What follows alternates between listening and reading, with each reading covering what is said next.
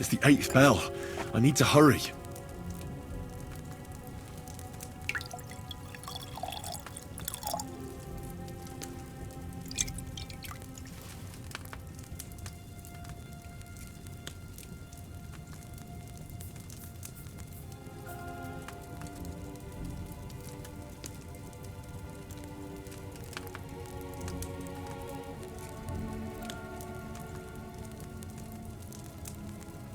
Did I forget to distill that potion?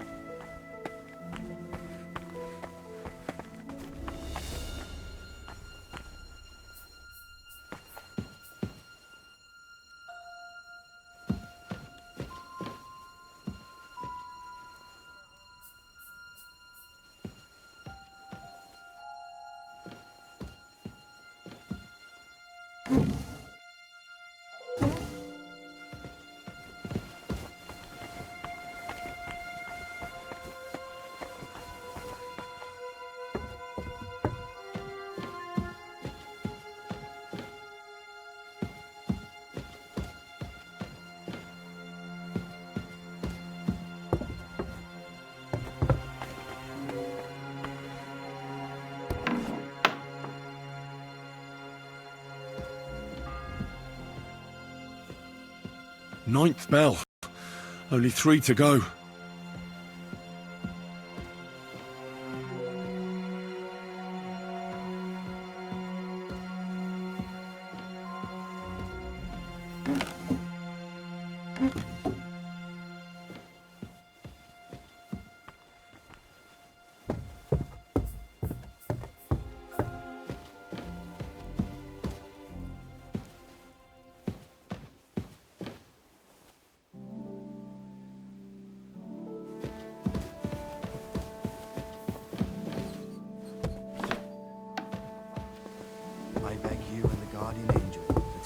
of your good servant, Captain Thomas. Thomas is a virtuous, faithful, and good Christian.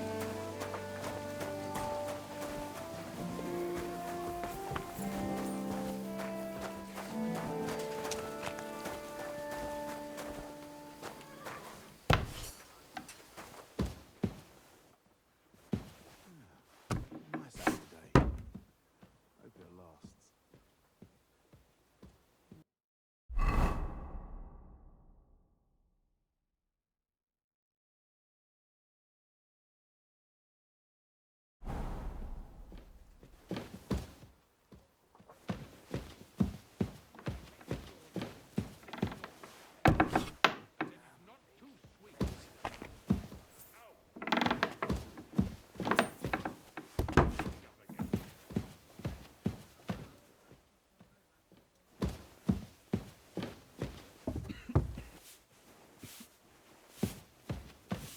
And make sure those liverwursts are well roasted, so they're crisp on the outside and juicy. God bless. What would you like? Sir, about those health problems of yours. Yes?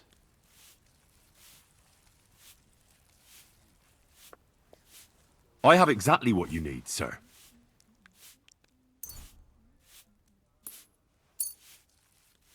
Sir, I'd recommend that you take this digestive potion to settle your stomach. Take it after every meal, and don't forget, a good diet, and do not get upset. All right. Thanks, then. And now you ought to go and lie down, sir. Lie down? Me? Ha! Without me, this place would grind to a standstill. Sir, medicine isn't enough. You also need rest. Otherwise my potion won't have much effect. Oh, all right, then. I'll try it. And another thing. I don't want to bother you, sir, but I have a question. Yes? What is it? I've always wanted to take a look at your chapel. I'm a great admirer of the master who painted the altar there. Oh, go where you want. I'll inform the guards. Thank you.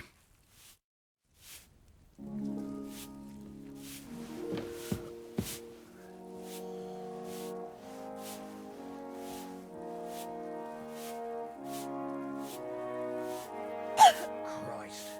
What now?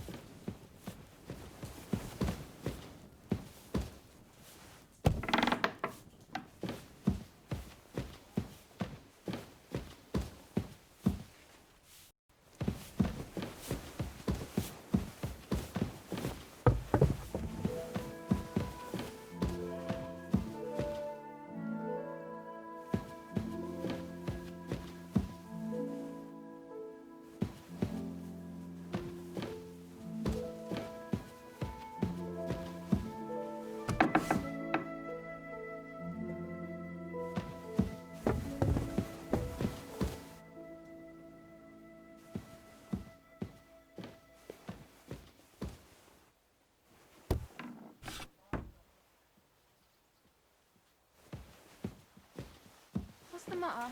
Did you drop something?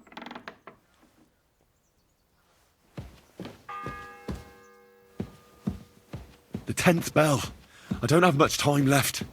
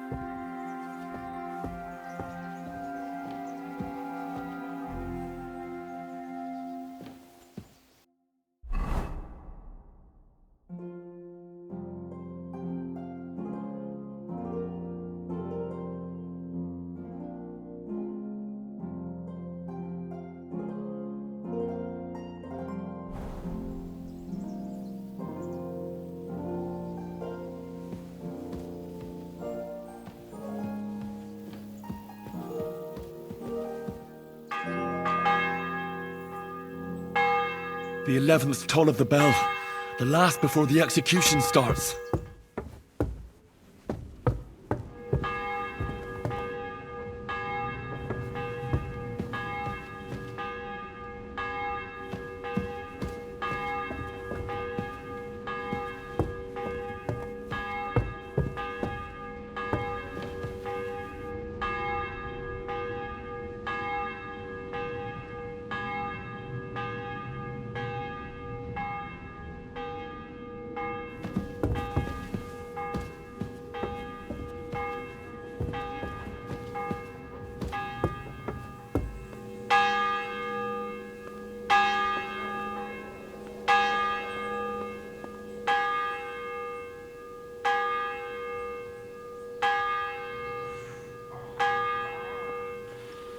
Everyone to me. You there?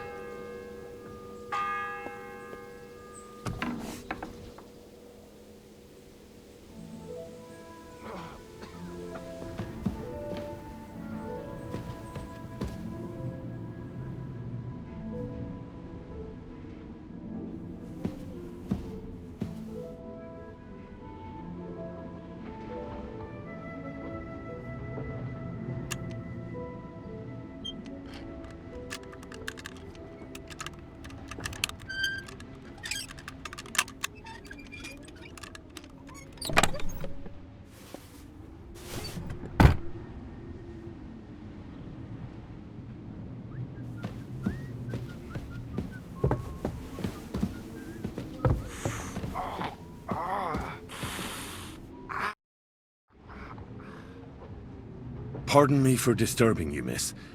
If you want to pray, go somewhere else. The chapel is closed. Unless you're a priest. Which I presume you're not. No, I'm not. My name is Henry. I'm Adela, Thomas's sister. What is it you want, Henry? I need to talk to your brother. No chance of that. He's been lying in a fever for 3 days. And the surgeon is away with Sir Otto. Unless he returns soon, Thomas won't be talking to anyone ever again. What actually happened to him? They were attacked by bandits by the pond. His mare, Arrow, brought him home. He was completely out of it. And little wonder, the way he was hacked up. If the surgeon was here, he'd be in his care. Some of his wounds have healed, but now he has a fever. He's been bedridden for 3 days. I'm sorry.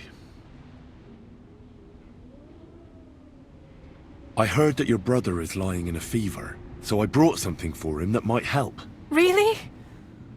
I don't know what to say. And I was against dragging Thomas to the chapel. I felt it would only burden him more. God moves in mysterious ways. We ought to administer it to him quickly. Yes, of course.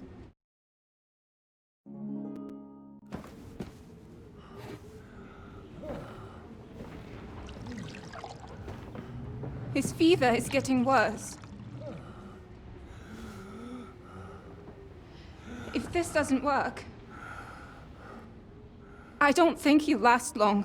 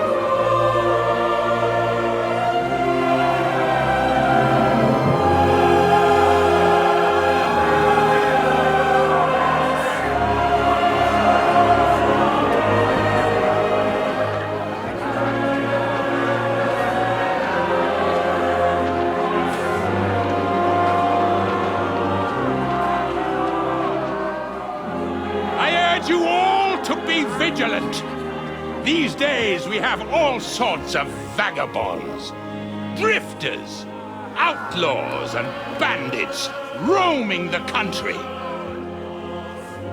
And we have one of those vermin here today. A fella called Hans, who is clearly not right in the head. A dangerous madman, a brawler, and a thug. The worst of all, a poacher.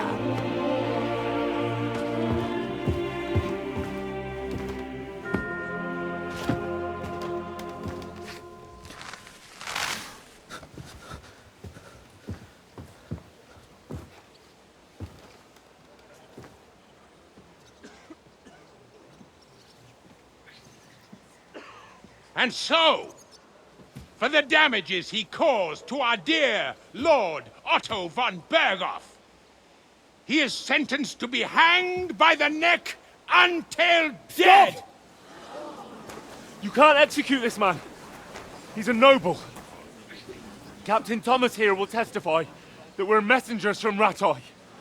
What is this nonsense, for Christ's sake? It's true. I am Sir Hans Capon of Perkstein.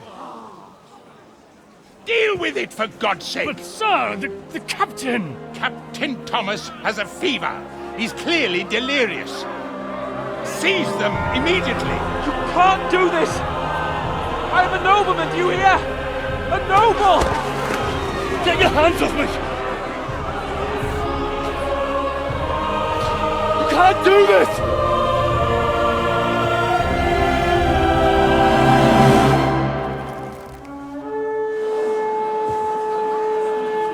Open the gates!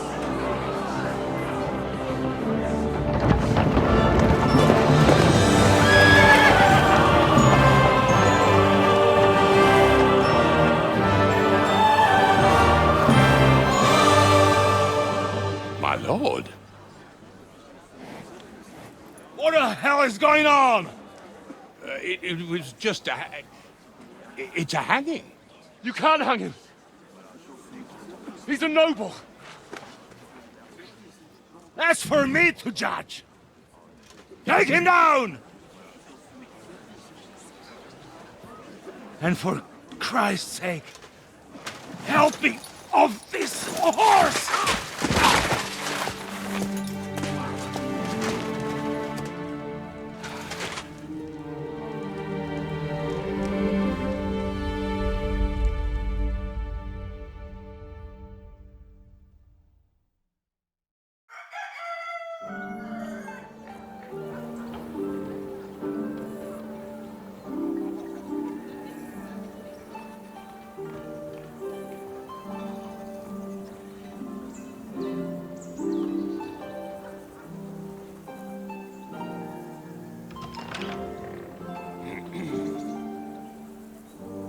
You may enter. His lordship is expecting you.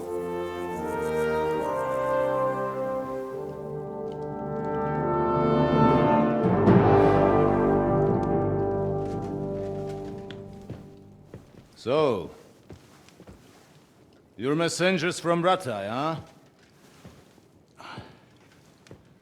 I was wondering when someone would turn up. All right, then.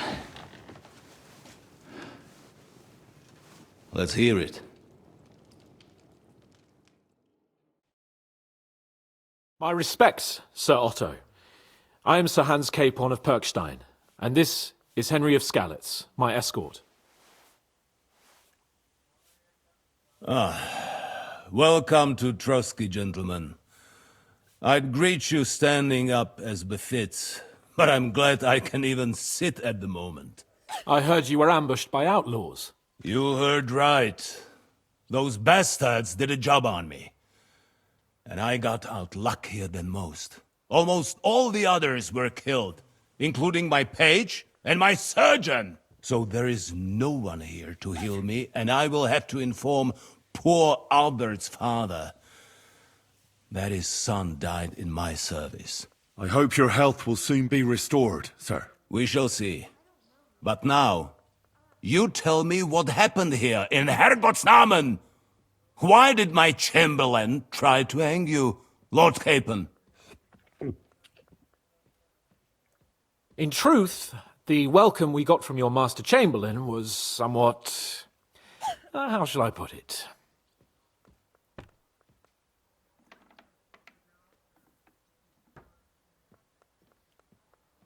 Your Chamberlain's welcome was appropriate enough, considering our appearance, the situation in your domain, and your orders, sir. Ah. I appreciate your diplomacy, young man. Master Chamberlain Ulrich can sometimes be more hasty and passionate than is healthy. And we are glad you hold no grudge against him. Are we not, Ulrich? I regret what happened, gentlemen.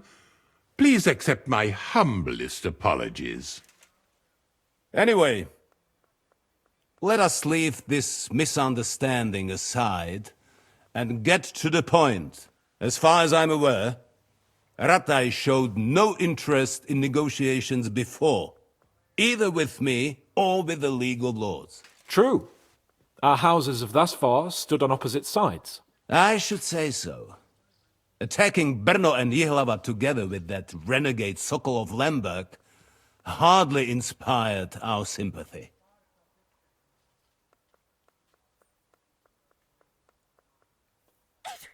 No, we can all point the finger. Your League of Lords, on the other hand, abducted the king. Although I don't doubt you had your reasons, just as Sir Hanush did. We certainly had. The main one being that your Wenzel is an irresponsible drunkard and idler who is hurting the Empire by his inactivity. But let us leave that aside. Tell me, what does Sir Hanush have on his mind? I am all ears. Unfortunately, during the ambush, we lost the letter we were carrying, so you'll have to make do with my word of mouth. All right. Go ahead and speak. In brief, Sir Hanush, Sir Radzig, and other lords take the view that the situation has got out of control. And that's of no benefit to anyone in Bohemia, neither Wenceslas's supporters or the League of Lords. King Sigismund's actions will not lead to instilling greater order than under King Wenceslas. Quite the contrary. Let us say that maybe. What arises from it? Sir Hanush and the other lords on our side are interested in knowing what the stance of the League of Lords is at this moment, and whether they haven't perhaps reevaluated some things. In other words, whether I might betray Sigismund. Well, betray is a strong word. We came to you, Sir Otto, because you're the leading voice of the League of Lords. I expect there are also lords among your ranks who are considering how to find a way out of this sticky situation. And for the Kingdom of Bohemia, it would certainly be better if our paths were to join rather than parting. Your companion speaks like a diplomat, Sir Hans. However, the question is whether it's possible to join fire with water and end up with anything but nasty smoke. Nonetheless, Sir Hanush and Sir Radzig are right. There is disorder and anarchy in the land. Bandits riding roughshod all over. As we all know, to our cost. We've had plenty of experience of that at home too, sir. Only a short time ago we had to deal with a similar band. Then you will surely understand that before I begin debating who would be the better king, I must sweep my own doorstep. Only I'm damned if I know how to do that, since those bastards have wiped out half of my garrison, including my captain. If I may be so bold, sir, you're not the only one. We also have a score to settle with them, so Henry and I will gladly help you. Is that so? Now that is what I call the words of a knight, Sir Hans. Right now, we've got a common enemy, so we have common interests too. So then, sir, may we be of assistance to you? Indeed you may. Perhaps in the end we may really find some common ground. I need to muster sufficient reserves to deal with those outlaws once and for all. I'm summoning my vassals here to Trotsky. And since I don't have many men left to send as messengers, I will gladly accept your help. Just say the word, sir. Where should we go? You'll go to Nebakov, a small castle, or rather fortress among the cliffs. The yeoman there, Jaromir Nebak, is an old hardhat and may not be very willing to fulfill his obligations. It would be useful if an eloquent noble like yourself visited him to explain him clearly why I need his whole garrison. Who is this Lord Nebak?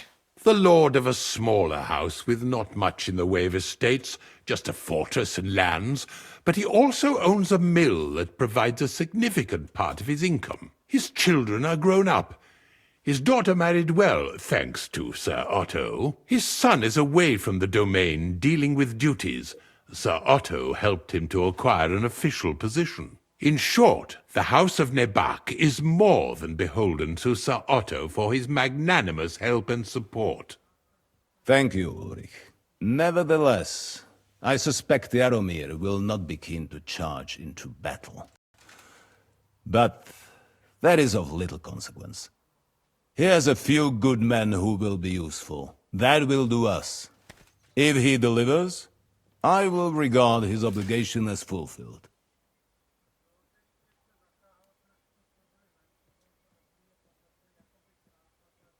What should we do if he's unwilling to heed what we say? His house has always been loyal to mine. And it has always been more than worth their while.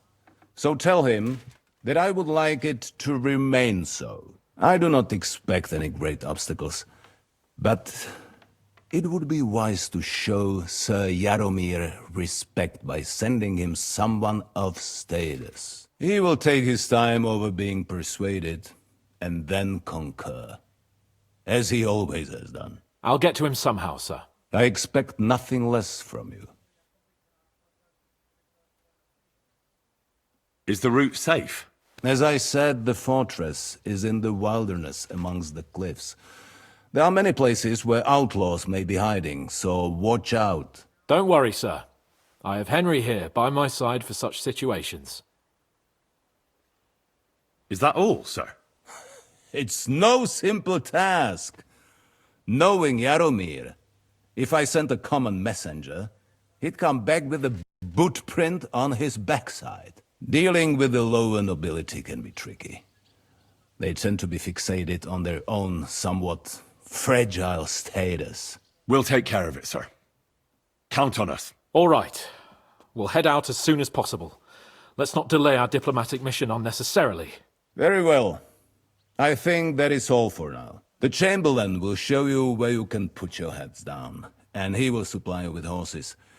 And once we have resolved this little digression, we shall talk about your own mission. Thank you, sir. May I ask something, Sir Otto? Oh. Ask away, young man. When you were ambushed, did you see those bandits? Would you recognize any of them? Henry, don't start with that again. Why do you ask? The thing is, when we were ambushed, I believe I saw among them one of the men we ran up against at home. Oh. What did he look like? Do you know his name? He's called Istvan Toth, a Hungarian noble. He wears black armor, a stocky fella, around 40. I've already told you that's nonsense. How would he be here? You only saw him from a distance, from behind. You're imagining it. And why does this Toth interest you, young man? He was the leader of a band that made trouble for us in Sasau. And he has something that belongs to me. Interesting. Interesting. But I must disappoint you. I saw no one of that description. Thank you, sir. And sorry. I had to ask. I understand. And now I shall entrust you to the care of Ulrich here. And I shall look forward to the good tidings you bring me from Nebakov. Go with God, gentlemen. Thank you for everything, sir. The Lord be with you. There will be time enough yet for social niceties. Now there are more practical matters to deal with. Sir Otto has generously agreed to accommodate Lord Capon in one of his chambers. And you, Henry, shall also be accommodated, as befits your station. There, your equipment shall also be returned to you, and you'll find your horse in the stable. Nevertheless, his lordship takes the view that, as a noble's escort, you should have a befitting mount, and therefore he has kindly decided that you may take one of our horses, if you so wish. Gentlemen, follow me.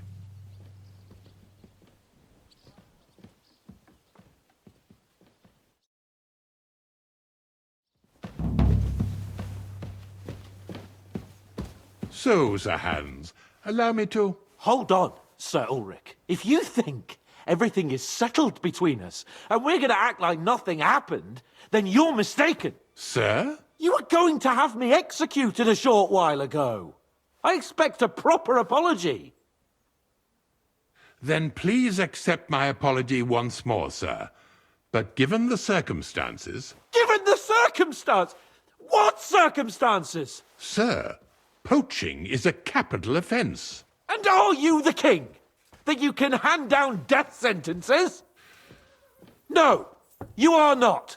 What's more, you had plenty of reasons to realise it wasn't a good idea. Sir, I could not have realised that. You couldn't have realised? Yes, you could, but then you wouldn't have been able to play the Lord and stage private executions. Sir, once more I apologise.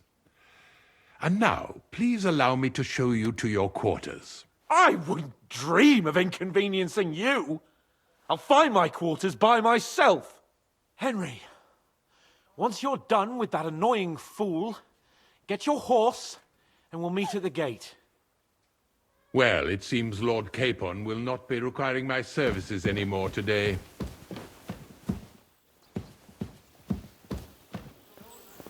Silence is golden, eh?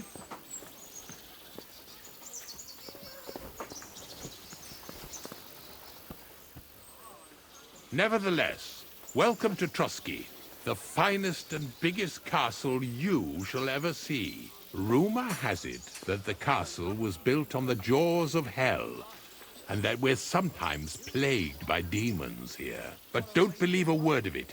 It's just idle talk to excuse the servants' laziness and incompetence. It's demanding enough keeping everything here running smoothly without any of that. It requires a man of exceptional qualities and talents. By the way, this place is a maze for strangers. It's very easy to get lost.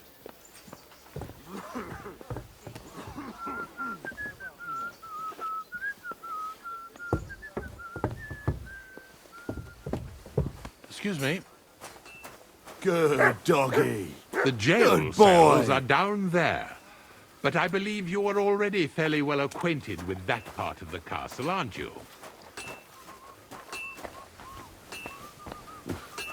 All too well, thanks.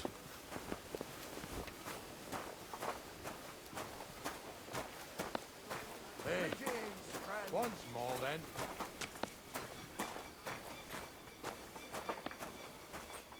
Here it is. You'll find a bed inside, opposite the door, and a chest where we put your belongings. You'll find some new clothing there, a little gift from our gracious lord, to ensure you're not mistaken for a beggar again. Once you're settled in and properly dressed, stop by the stables. They're beyond the gate, down the path. Ask for Kabat. He was supposed to prepare a horse and tack for you, or tell him you'll keep your own if you insist. Then he'll give you proper tack at least, so you don't disgrace us. Thanks. I'm grateful. As you should be. So, you and I are finished, and I can finally attend to some proper work, so this castle doesn't fall on our heads.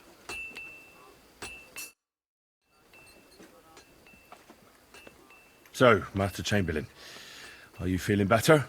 I don't want to hex it, but I'm a lot better. I even managed to finally lie down and close my eyes for a while. That's good.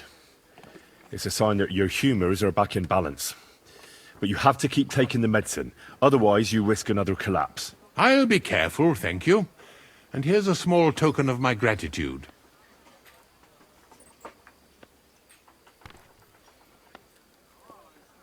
Is there any work around the castle I can help with? Well, there's the issue with the demons. Demons? Quiet!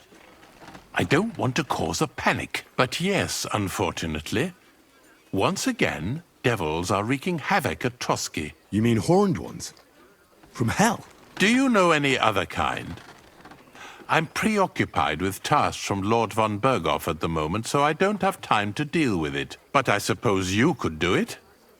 You and that friend of yours have a lot to make up for. You want me to get involved with hell itself? At least tell me more about it. Ah, you know the times we're living in. War, bandits. The devil took advantage of the chaos and sent his hellspawn here. The castle is built upon an ancient, though fortunately extinguished, fiery moor. It's no wonder it's so close to hell. The spawn of hell shows up here from time to time, and I want you to improve your standing with me and help me out. How many do you think there are? A lot. Certainly more than there are sinners in the region. Expect at least 10 beasts for every soul. That's some army. And I've never seen a real demon before. So what needs to be done?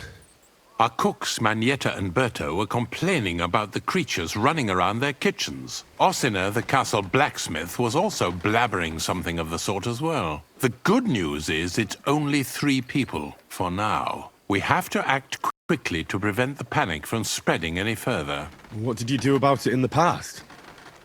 I reckon this isn't the first time you've had to deal with it. We usually cleansed the infested places with the help of a priest or an apothecary. Except for that one year when Sir Otto himself faced Lucifer in the Maiden Tower. Lord von Berghoff has my admiration then. How long did they fight? And what kind of armor was Lucifer wearing? Did Lord von Berghoff sustain any injuries? In any case, you'll have to ask Manietta and Berta, or the blacksmith perhaps, where the demons are coming from. And then simply make sure to get rid of them for good. You understand? I'm sure both the scribe Erazim and Father Nicodemus will have something to say about it as well. The question is if you're up to it, or if I should call in someone braver. I'm ready to scour the castle and try to chase those monsters away. Could you arrange for me to be able to go wherever I want in the castle, without anyone chasing me out? Very well. You can move freely about the castle while completing this task, but don't stay any longer than necessary in otherwise forbidden areas. I'll let the guards and servants know discreetly. If anyone asks, tell them you have my permission. You said something about a priest and an apothecary. Should I pay them a visit? We've always used either holy water or magic water from the apothecary to get rid of those hellish creatures. Which one would you prefer? I'll try the water from the apothecary. He supposedly went all the way to the Takov waterfall to collect it during the full moon. I believe you can do it. Should the demons attack you, just run away. But don't make too much of a ruckus, or you cause a panic. God be with you.